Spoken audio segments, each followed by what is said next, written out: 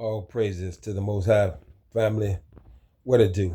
Now, a video that I posted on my YouTube channel, that last one I posted in the community, this Hispanic guy have this Gentile lady talking about all the things that white people hate about us Black Americans.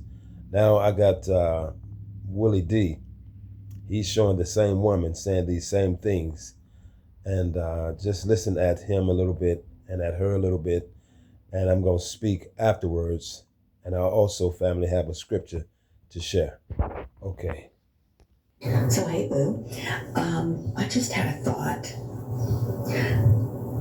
One of the reasons white people hate Black people is because we cannot tolerate Black joy. We cannot tolerate Black intelligence. We cannot tolerate Black beauty. We cannot tolerate Black confidence.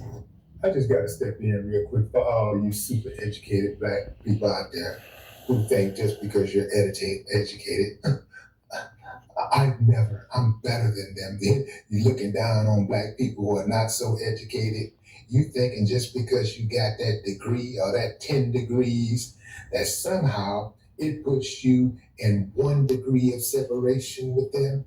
You think being in close proximity to white people make you special. This white woman is telling you you ain't special because there is nothing you can do, nothing To make them like to make them like you. Because unless it's some kind of way for you to get rid of this, it's unavoidable. We cannot tolerate Black camaraderie. We cannot tolerate anything that frees a Black person. There's a level of racism that I think hits differently for Black people than it does for Asian people or Hispanic people or Middle Eastern people or Native Americans even.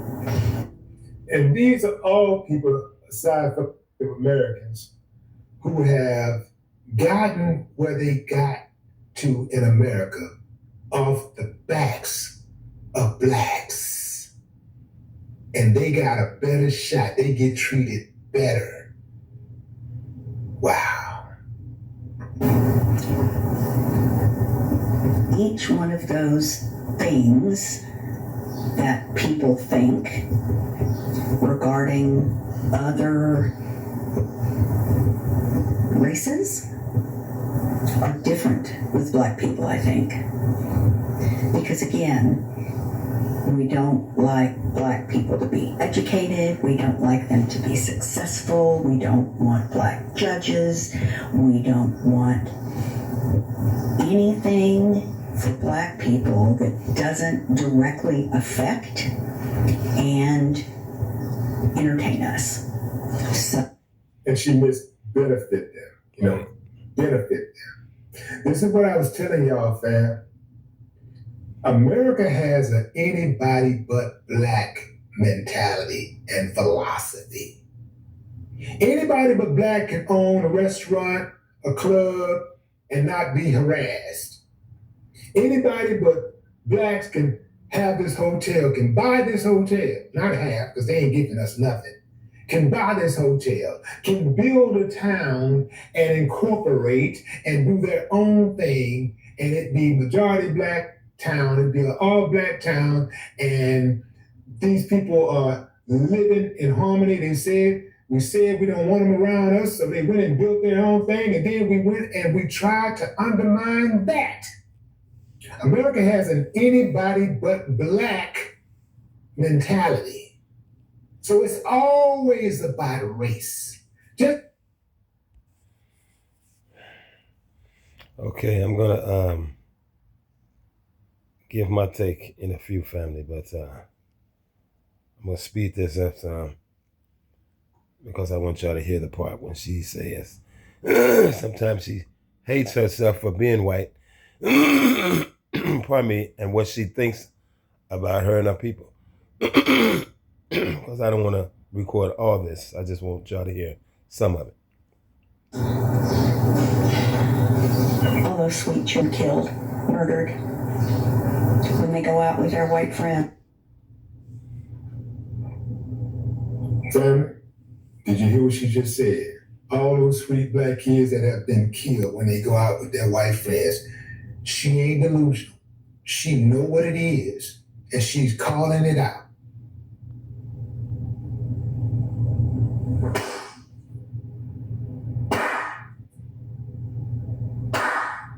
I ain't got no problem with that. And I think that as much as the trauma of slavery comes down through the DNA, I think also the cruelty of slavery, the desire to hurt, the desire to steal and kill and humiliate and torment and disappear black people is what comes down through the DNA. I think when you do something like that for long enough and you pass it down for the many years that slavery and enslaved people were in chains,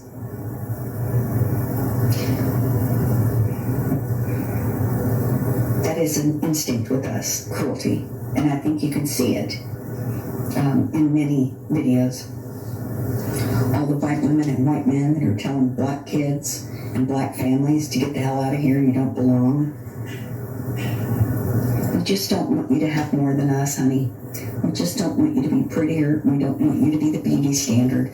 We don't want you to be judges or anything like that. We want you to be below us, beneath us. And we've tried so hard to keep you down, and we failed so badly. Because like Maya Angelou said, still you rise. We may hate you, we may beat you, we may do those things, and it makes us crazy that you keep coming back and getting better. We can't stand it. I don't know why that is. I know why, and I'll tell you when she finished. I think I heard somebody say that white people are the ones that have the ancestors that were closely related to the apes. And I believe that. We are so similar to Cro-Magnon man, Neanderthals. We're fucking pale monsters. I really hate being white sometimes. I'm super ashamed. I think things like, sorry, I don't get good sleep right now. I think when I see a young black kid with a bunch of white kids, or like I try to watch for things that are happening, and I was thinking to myself, you know, if I saw a black kid hopping in a vehicle with a bunch of white kids, what would I do? I mean, you know, I could do anything. I could get the black kid to come over and say, hey, I think I know your mother, come here. And then just say, you better get away from all them white boys. But I had a brown friend of mine tell me that that was silly and that it is savior-ish. And I don't like that. White savior, white savior. I'll do it. I have it in me. That's enough. Black people need my help. That's enough, family. Y'all heard some of the things she said, right? She haven't been getting too much sleep. She thinks her people are more closer to the Neanderthals. You know, see, y'all is making these people tell the truth these days. And I saw a video of another Gentile. I'm sure some of y'all saw it. That this male Gentile was, making fun of the young brother that just got drowned in Florida. And he was saying that, all white people, he said all of us get together and we talk about you guys, and they do. And, we come up with, things how to get rid of you people, and we invite you to the lakes and go swim with us because we know black people can't swim. And he just laughing, so he got fired, and so, back in the 90s, and I mentioned not too long ago, family, on a video, and I told y'all I was cool with this, this Gentile dude, this white guy on one of my jobs. Back in the 90s, it must have been like 97 or 98 when I first started over there as a temp. And he would have me laughing because he was just stupid, cussing real loud and just crazy, you know what I'm saying? And I can't remember how long we had been working together because I had got hired and stuff like that. And then, he had asked me, hey G, on the weekend, you want to go hunt with me and me and some of my friends? And I looked at him like, I said, are you crazy?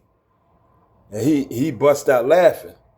You know what I'm saying? He's, I wasn't trying to be funny though, but he bust out laughing real hard. I said, are you serious, man? Are you freaking crazy, Rick? And he was like, what? See, he was laughing because he realized I wasn't as stupid as he thought I was. Man, I don't know your friends. I never met them. So just because me and you cool on the job, you think I'm stupid enough to think you done reel me in with your hook, and that I'm stupid enough as a black dude finna go out on the weekend with you and your white Minnesota male friends that I've never met before, and we finna split up and go hunting so one of y'all can shoot me in the head and all y'all can get a laugh about it. So, you see, family, ain't nothing wrong with socializing with people, but you got to be wise. You know what I'm saying? Like I say, it's like, their track record with us and our track record with what they have done to us in the past since this country has been a nation tells me all I need to know. You know what I'm saying? Tells me all I need to know. Let the shoe fit wherever it fit, wear it. I'm not saying all white people are like that, you know what I'm saying? But if the shoe fit, wear it. You know what I'm saying? So it's like, I read a lot. I've read about Rosewood and Black Wall Street and all how they, black people are prospering and stuff like that. And these people just out of hate, envy, and jealousy, and come and just flood the towns out. Drop bombs from airplanes and helicopters on your businesses and stuff for no apparent reason. You know what I'm saying? I'm like, wow. And they have never paid for that. Never paid for how they have treated our people all throughout slavery, even when the centuries of slavery ended.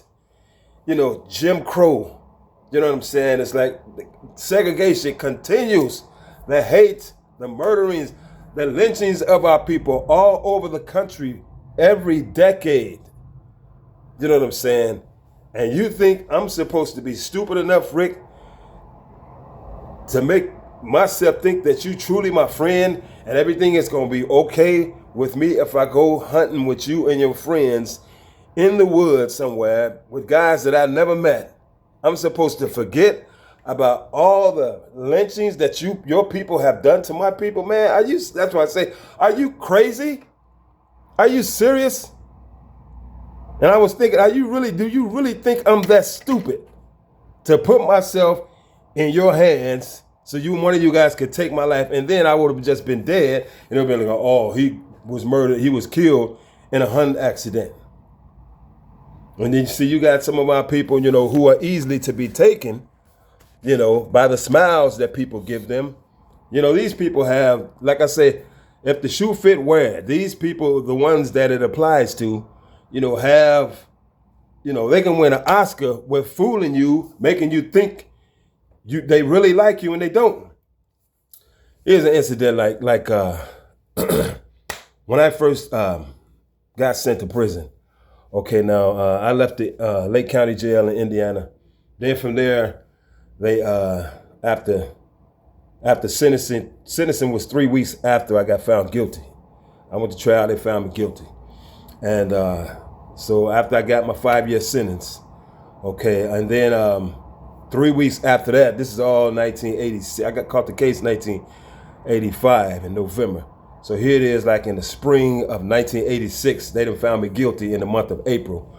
So 3 weeks later, in the month of May, they call my name, get your stuff, you're riding out, you know. So I hadn't told my family on the phone. They gave me 5 years, stuff like that. You know, my girlfriend crying and all that. I'm like, hey, you might as well go on with your life. But anyway, what I want to say to y'all family is this. They shipped me down to RDC, the Reception Diagnostic Center. That's down at Plainfield, Indiana. It's by IYC, where they had Tyson at. Indiana Boys School. Those 3 prisons are all right there together. And you can see that it's about maybe about so many miles from the Indianapolis International Airport, because you can see planes going, landing, and coming up. So anyway, I was there like 15 days. And they determined what prison they're going to send you to. So they sent me to a prison. Now it's called the Putnamville Correctional Center. But when I got sentenced back in the 80s, that prison was known as the Indiana State Farm. The largest prison in Indiana as far as like acre-wise. They own so many acres. I think it was back then it was like 3,500 acres, you know, that surround the prison. That's all prison property. So it's a lot of fields and stuff where you gotta chop, whack weeds, and I'm talking about plant onions this small in football fields, like maybe a field like maybe 4 or 5 football fields long. All the inmates on their hands and knees, planting onions side by side, all the way down. You know, but this is prison. You know what I'm saying? It's a punishment. And then they got other stuff like the dairy areas and stuff. So I'm saying, if you could, like some guys tried it, escape over the fence, but you can run for miles and you still on prison property. But anyway, okay, now I did like 13 months in that prison. And then I put in for a transfer to a place called Madaryville. It's like a minimum security place. And I qualified. I mean, I had gotten fights and stuff like that, but, you know, after you chilled out for so many months, you know, then they kind of like give you a little leeway. So anyway, when it was time for me to ride out on the bus, there was some other inmates that I had been doing time with during that 13 months. So we coming up north. We getting, you know, and I was like happy to be, you know, that was because the prison I was in, the Indiana State Farm, the Putnamville Correctional Center, that's like central Indiana. It's like south of Indianapolis, southwest of Indianapolis. But the joint I was trying to get a transfer to was up north, closer to Chicago, where you can hear Chicago radio station. You know that, you know, the Indiana radio station, they got nothing on Chicago radio station. So you get close enough to Chicago airwaves, you can hear WBMX, WGCI, it's a few more. But anyway, I just played just nonstop music for 40, 50 minutes before they start talking. But anyway, so anyway, they didn't send me to, I thought I was finna go to Madaryville, but when we got there, you know, now this white dude, he came to the prison after me. So I had been there 13 months and he had only been there like a few months. So they say, okay, inmates off to Madaryville. And so I was finna get off and they called this white dude name. And then I stood up, I said, you know, this is where I'm supposed to be going. And then they told me, they'll say, okay, well, we only got room for one. Although I've done more time than the white dude, but he's before me, okay? That's how they do it. So they said, well, you can't get off now because we only got room for one. I said, so where am I going? They said, you're going up to the Westfield Correctional Center. I said, okay, cool. You know what I'm saying? You know, that's even more closer to Chicago and Gary, where I'm from. You know what I'm saying? And so anyway, when I got up there, to Westville Correctional Center family. I was asking my counselor what happened because I thought I was transferring from, Putnamville, the Indiana State Farm, to Madairyville. I said, what happened? They told me they only had room for one. And they said, well, we'll find out. We'll get back with you. So I think after about a couple of weeks, a week or so, they told me, this is what they told me, that they had a TB outbreak in Madairyville. So they was only, but they let the white dude go. And they let him go. But, I figured it was lying anyway. You know what I'm saying? I'm like, okay, cool. I'm closer to my hometown, so I can get visits from this joint. You know what I'm saying? Because it's only like, a county over from the county that I'm from, Lake County. So that's Porter County, the Westville Correctional Center. And as far as population-wise, that was the largest prison in Indiana at the time.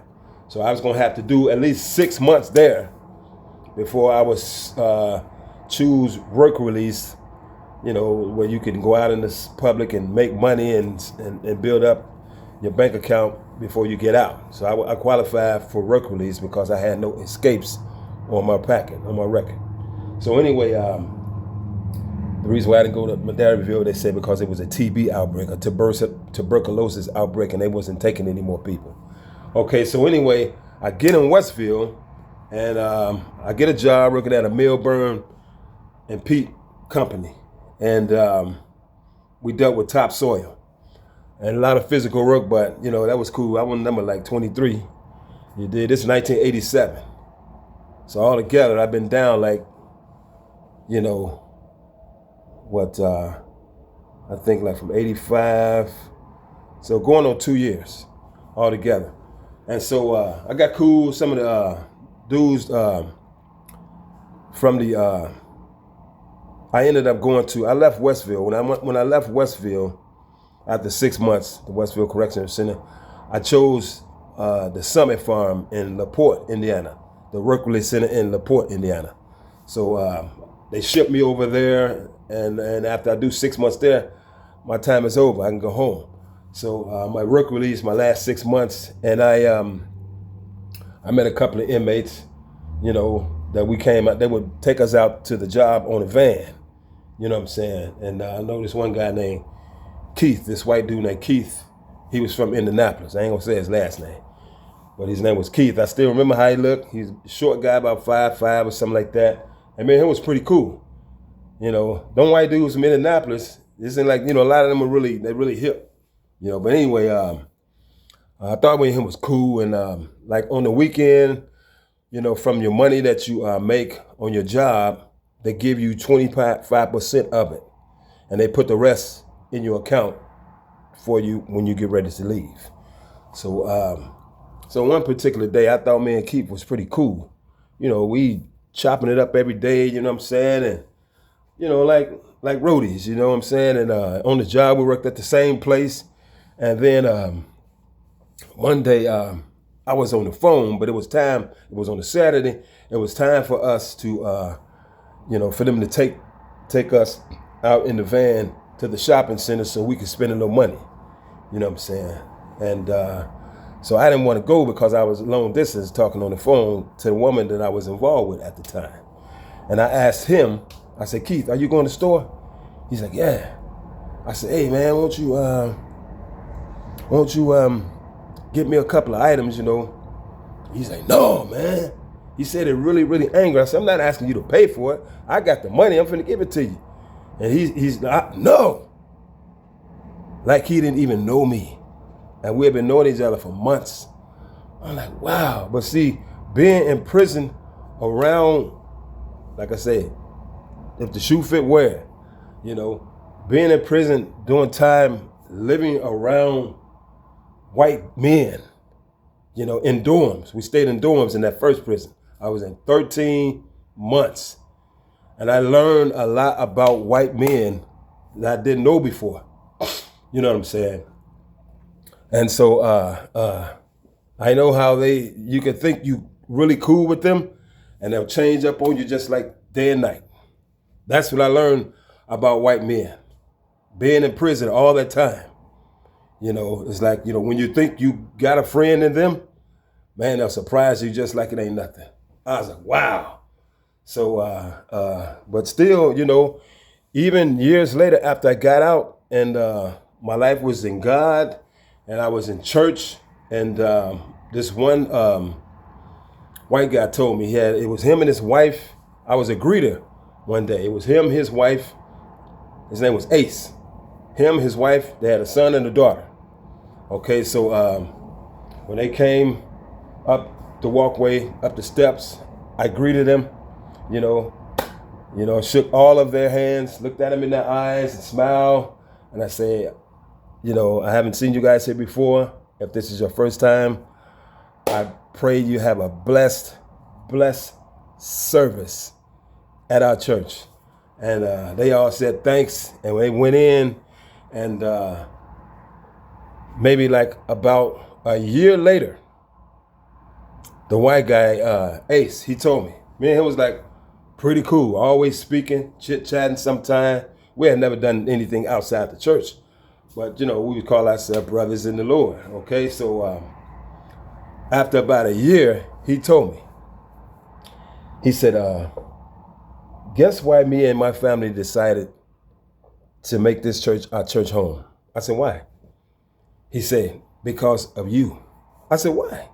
He said, because the first day we were coming here to visit, you was a greeter. And he said, after you greeted us, it was so warm and heartfelt and gentle. How you shook my hand, you shook my wife's hand, you shook my son and my daughter's hand, and you made us feel so welcome before we even got in the building. And they said, he told me, he said, when we walked past you and entered the church, he said, my wife, I told her before we even took a seat, because of that guy at the door, this is our church. So he said, I'm just telling you now, you are the reason why my wife and I decided to make this church our church home. I said, oh, wow. I said, okay, all right then. Well, you know, I'm glad you, you know, decided to make this your church home, you know, and, you know, thanks for sharing that with me, Brother Ace. He said, yeah, I just thought I wanted to let you know that. I said, okay. So I'm thinking me and him really cool. And we was, as far as I was concerned. He never showed me anything different. I never showed him anything different. And so I was in the choir. So even after about another year, okay, our head pastors, her and her husband, they were out of town. So this pastor, Beth, later her and her husband, they ended up moving to Seattle, but they were still there. And they was kind of like the youth pastors, but they was facilitating the service for that Sunday. And while being on the stage, she was out front, and I was just in the choir. There must have been about 25 or 35 of us in the choir. It was a big choir. Not the choir that I showed on my YouTube channel in the community part, not that church. The first church. Now that was the church where I was a deacon. So that was 2012 or so, 2013. So I had been walking with the Lord about at least 11 or 12 years by that time when y'all see me in the community part on that video. But during the time that this white guy saying this to me, this is the first church where I called my church home and I gave my life to the Father, you know, after being in one of their services. You know what I'm saying? It wasn't inside the building. This lady prayed for me across the street. Okay, so I made that church my home. So nowadays I've been going to church to those services for 2 years, and my life has been in Father Yah for a couple of years at the time.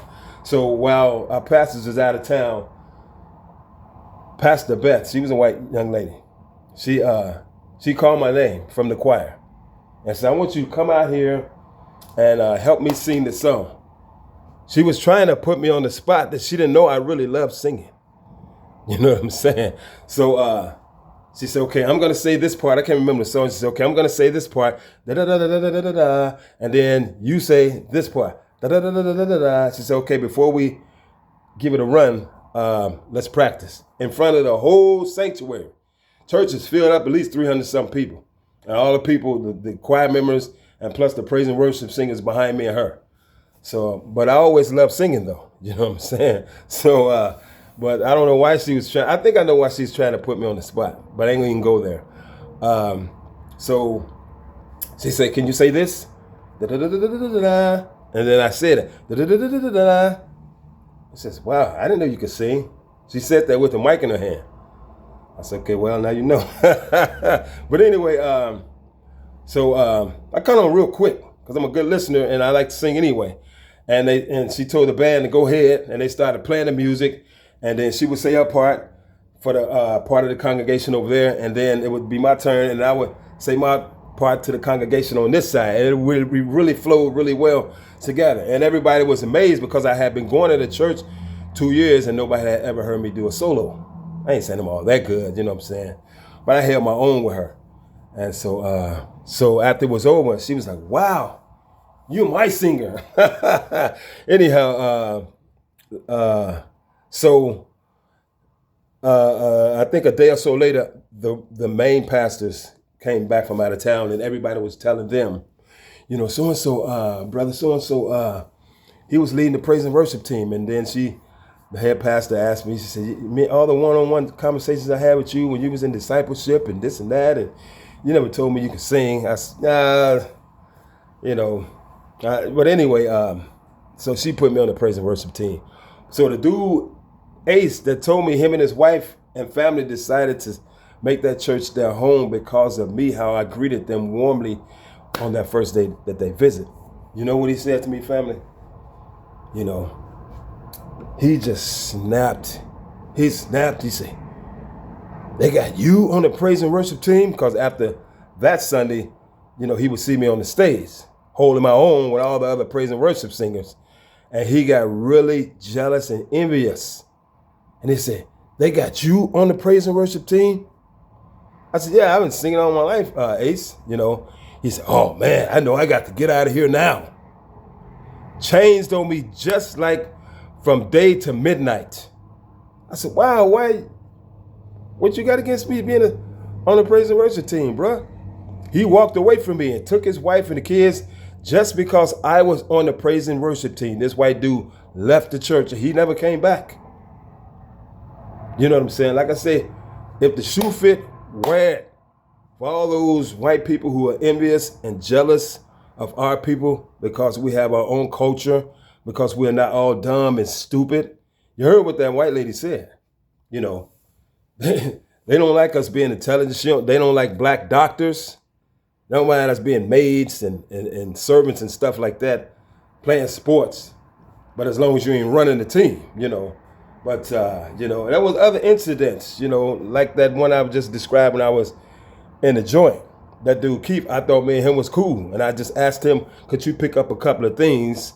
Since you going to the store, I'm on the phone talking long distance to my lady, man." And he snapped like, no, like he had never ever seen me before.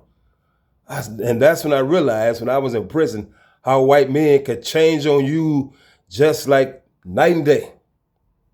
You know what I'm saying? So, you know, everything we experience, family, is a learning experience. It should be chalked up as a learning experience, whether it's good or bad. You know what I'm saying? And so that was in the 80s when I was in prison with the dude named Keith, who didn't want to go to the store and pick up a couple things for me. You know what I'm saying? And then my life in the Father Yah and Yahushua Mashiach, you know, back then Sunday church, we call him God and Jesus Christ, you know what I'm saying?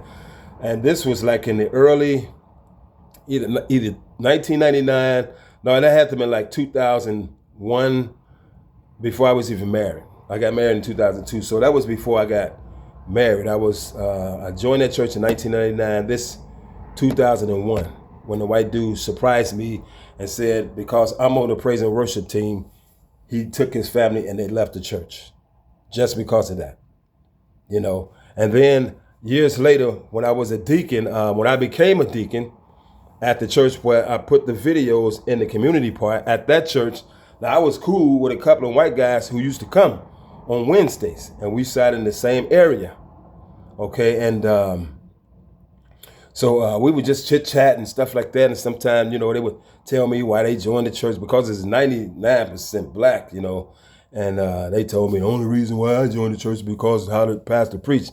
I know that's a lie. Y'all in here because y'all like them sisters. You dig? You ain't got to lie to me. They are beautiful. That's, if you see white men at a 99% black church, they in there because they like the sisters. You dig? And vice versa. If you see a couple of white women in a 99% black people church, whatever they tell you they're there for, they're in there because they like black men. There ain't nothing wrong with that. You can't help who you like, but you know what I'm saying, you are in control of who you get with. But anyhow, like I said, if the shoe fit wear, all of them haven't been hateful and racist toward us, because before my life in Ya, in the 90s when I was up here in Minnesota, and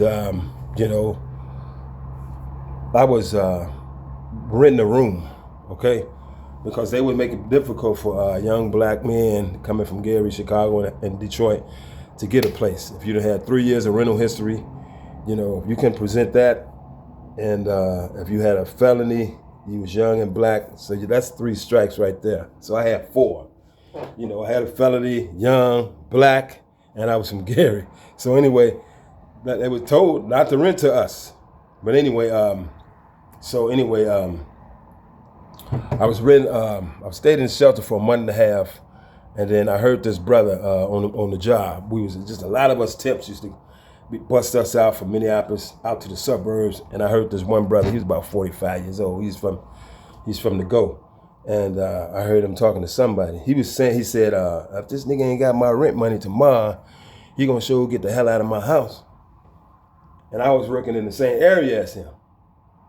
I said, hey, excuse me. He had, his name on his shirt.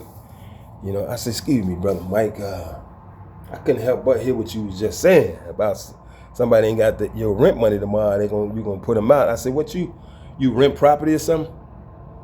And he said, yeah, I got a big house over north. I rent rooms to single men.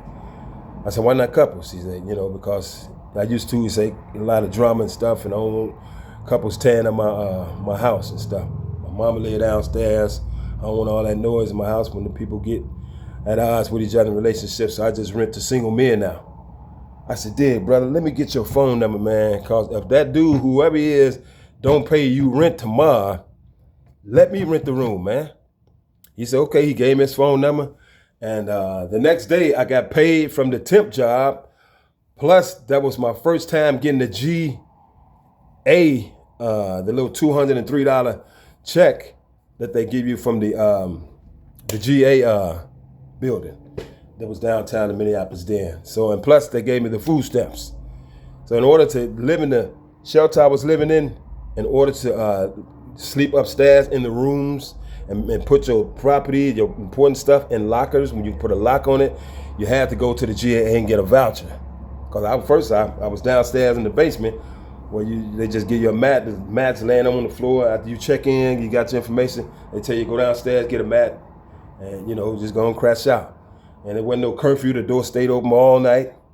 And then when I went downstairs that first night, I got off the bus and checked in. I went downstairs and I laid my mat. It was just a whole lot of men in the dark laying on the floor. Native Americans, white men, black men. So I laid my bunk down, and then it just so happened the brother that was on my right, he was from my hometown. And so he started showing me the ropes, telling me, man, he said, man, you ain't got to stay down here in the basement on these mats, man. If you go to the GA building in the morning and get a voucher, they'll let you sleep upstairs in the room. I see you got 2 duffel bags and you can put your stuff in the lockers. Because while we was talking, it was a white dude got up and went to the bathroom, and he had some brand new gym shoes. You know what I'm saying?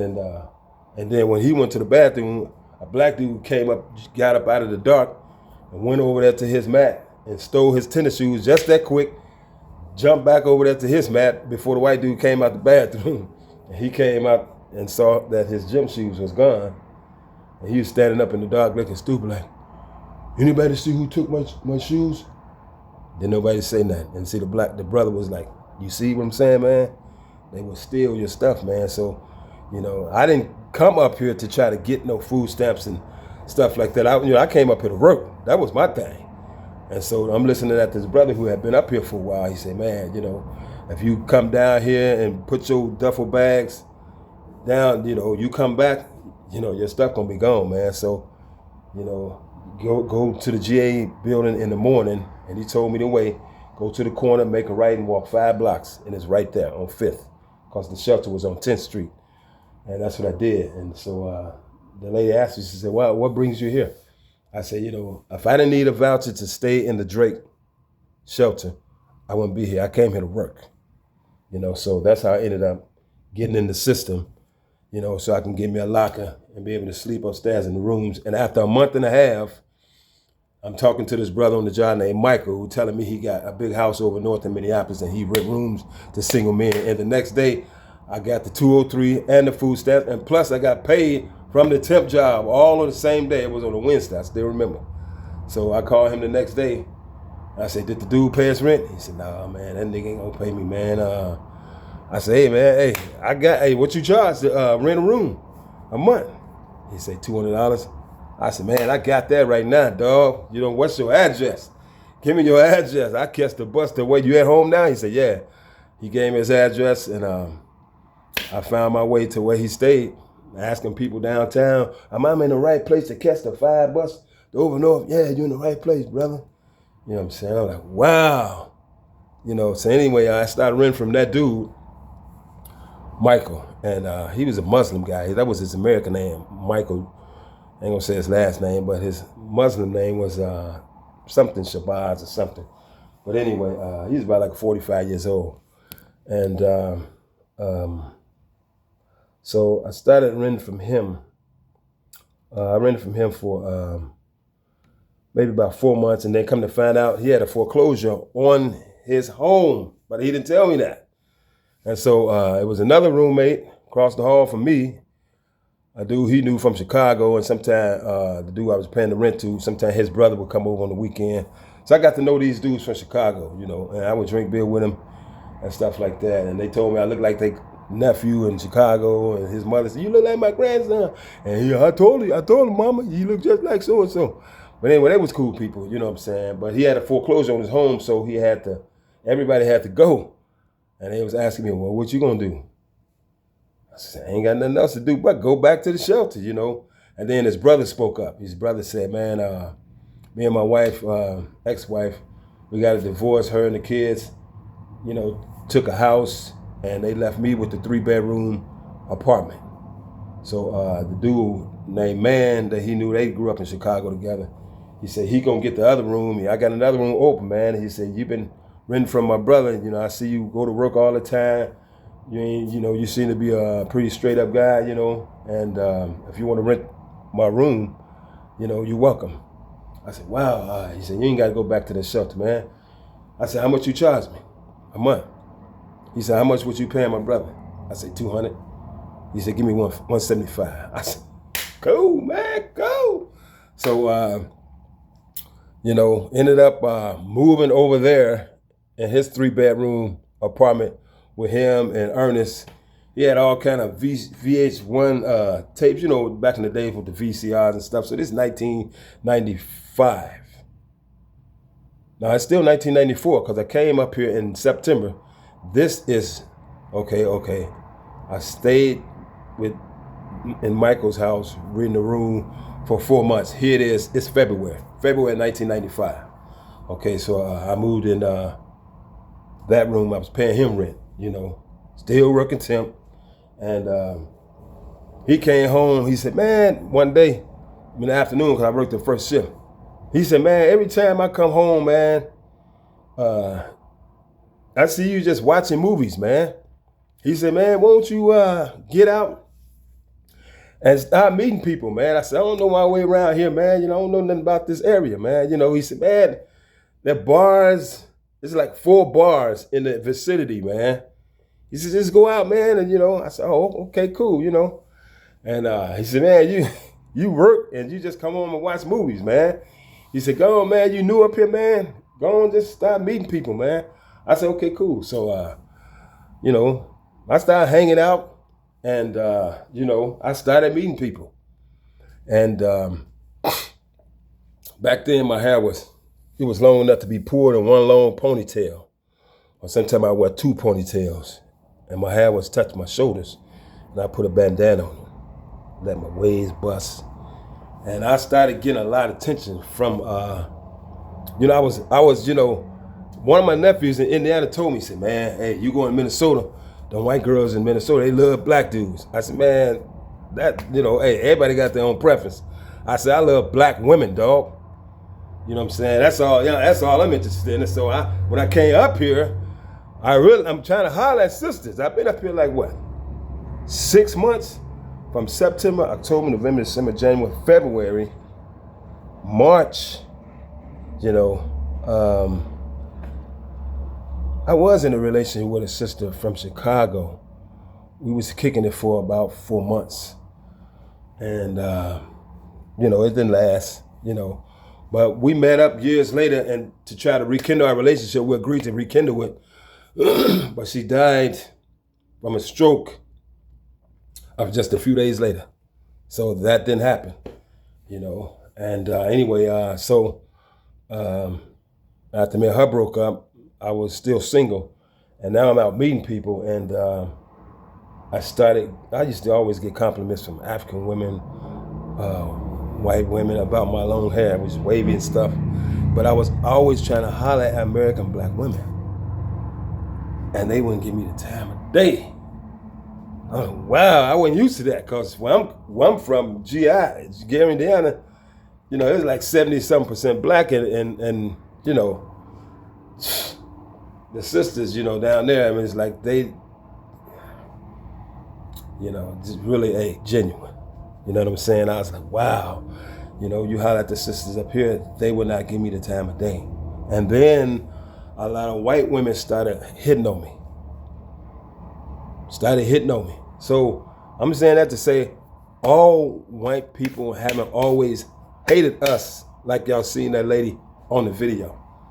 You know what I'm saying? But, and so by me experiencing white men in my life, I think we pretty cool, and they show me something different, just like night and day. And then when Rick asked me back in 1998 or could have been 1999, he gonna ask me, do you want to go hunting with me and my friends on the weekend? That's why I said, are you crazy? See, back then, I had already experienced, how these people could change. You know what I'm saying? You think that you're real cool with them, you think they cool with you, and they show you something different. So I never hung out in Minnesota. I've been up for 32 years. I never hung out on the weekends or anytime I had off work with just me and all white dudes. Never. No. And you see what they do to our people. The ones who can easily be fooled. You think they're your friends, and then you come up dead. You know what I'm saying? So, hey, that's why I say, family, we need to be vigilant. Vigilant, because these people have a vendetta against us. And they can win Oscars by making you think they like you, and they don't. So we got to be wise. Our experiences that we have, don't ever overlook any of them. And even when I was married to my third wife, now before that, before I get to that, now when I was a deacon at this one church, these two white dudes that thought I was cool with, be sitting in the sanctuary with in the same general area. And I noticed one time I got up to go, it was, my lady friend was on my right, and then the one white dude was on my left, and another one was behind me. And I told her, I said, I got to use the restroom, I'll be back, And they smiled and this and that, One of them was married. The one in the back, he was married. And then, so I got up to use the bathroom, and when I came back, I noticed something different. He had scooted closer to my sister woman. He just scooted, you know what I'm saying? Never trust a white man around your fine black woman, brothers. I'm telling you, don't do it. You can't trust them, You know, you can't trust them. So anyway, when I became a deacon, both of them quit the church. They said, oh, he became a deacon. I thought I was cool with him. We had each other's phone numbers and everything. We never got to the point to hook up, but I guess that was in the making. You know what I'm saying? You know, they wouldn't call me. I call them and see what's up. Hey, what's up? And then they never returned the call, so I just didn't call them no more. You know. So anyway, so when I became a deacon, I didn't ask to be a deacon. I was chosen. They both got pissed off, and I thought we was brothers in Christ. They're like, oh, they let him to be a deacon? Oh, they just letting anybody be a deacon. And they left the church and never came back.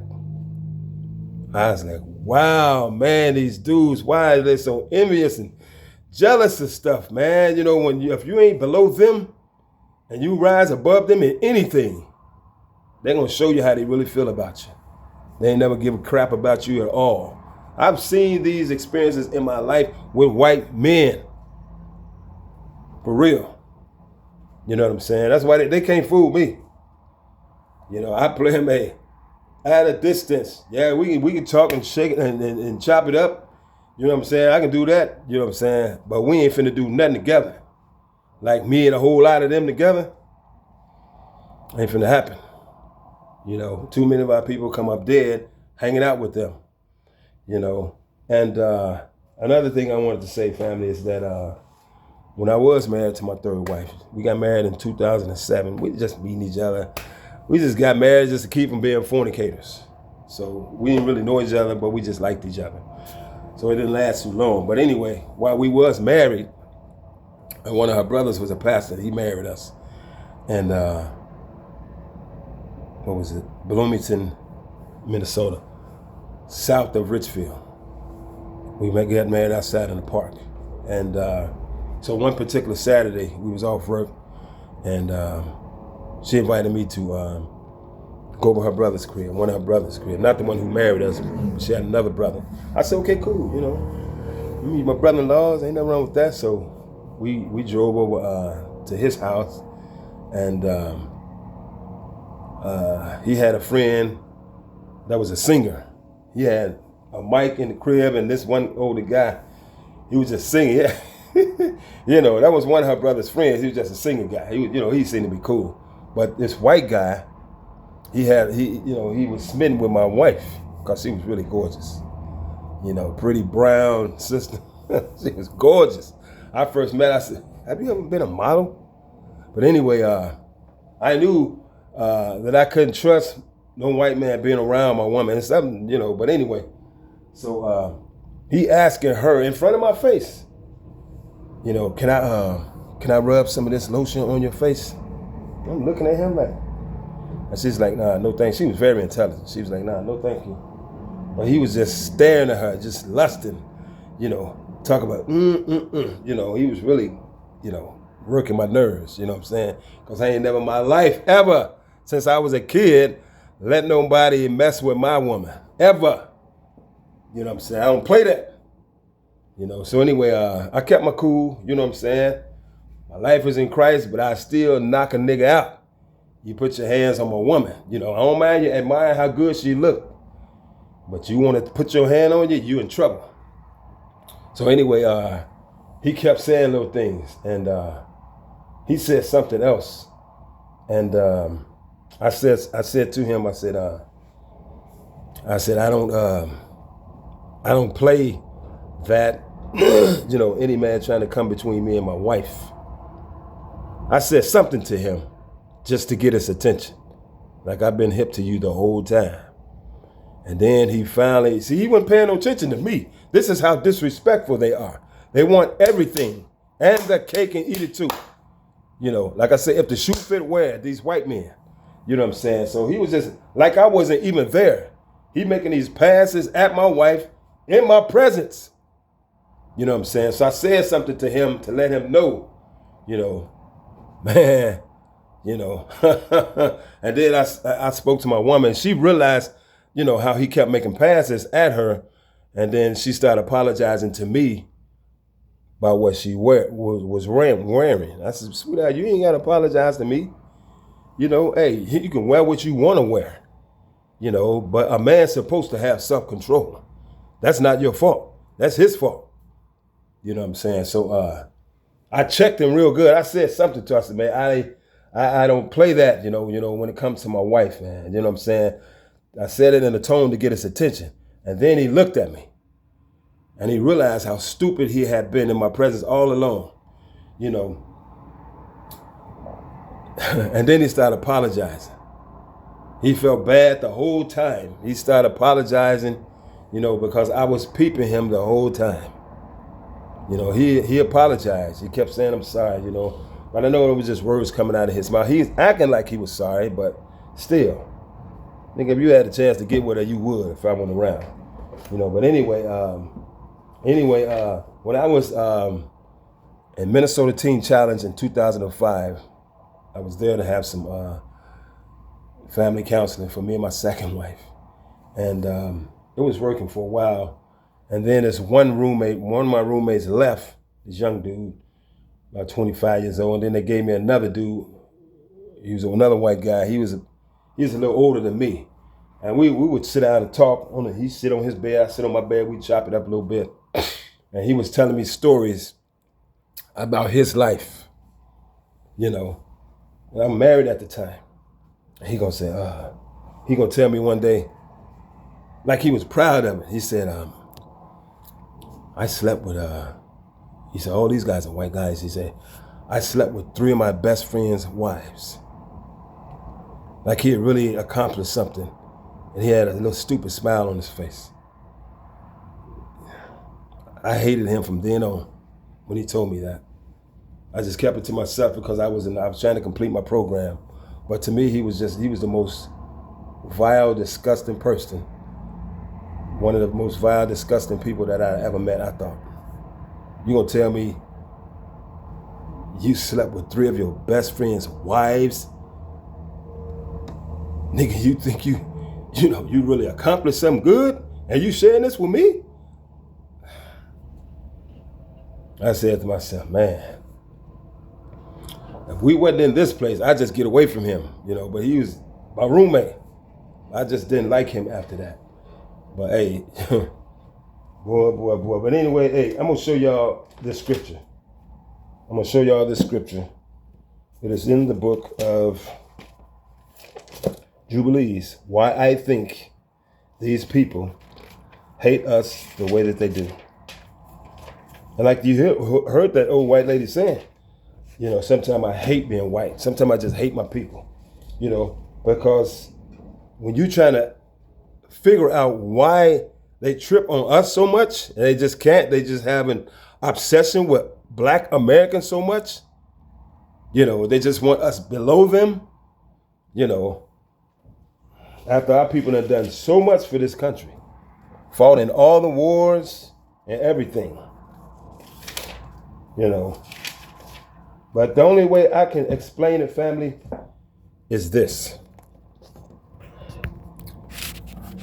Why they treat us the way they do, for no apparent reason, and they don't treat nobody else like that, it's because of who we are and whose we are, family. We are Yah's chosen people. The Most High Yah's chosen people. We are Yazarel. We awakened, so-called awakened Negroes. We are Yah's chosen people, the apple of his eye. And Satan is the one leading these Psalm 83 nations. And check this out. And Yah has placed spirits among all these people to lead them astray from him.